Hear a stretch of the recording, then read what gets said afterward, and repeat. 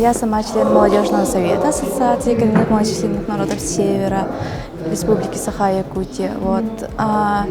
Здесь пришла участвовать для того, чтобы продвигать свой аккаунт. Например, сама делаю эвенкийские украшения, например, из разных материалов, из костей, чтобы получить новый опыт и обрести какие-нибудь новые знания.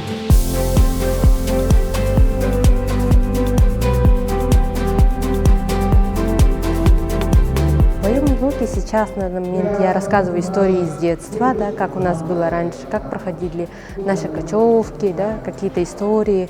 В будущем я хочу, конечно, это больше развивать, привлекать людей, которые хорошо знают не только свой язык, но и обычную жизнь, например. Или, например, тех, кто самых ярких представителей, спрашивать у них, скорее всего, в виде интервью.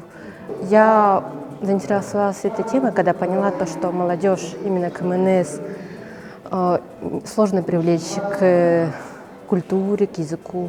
Но я понимаю, как это сейчас очень остро стоит, и то, что если сейчас что-либо не делать с молодежью, дальше уже сохранять ничего не будет. То есть благодаря блогингу можно оставить какой-то след для будущего поколения. Мы исходили из такой идеи, что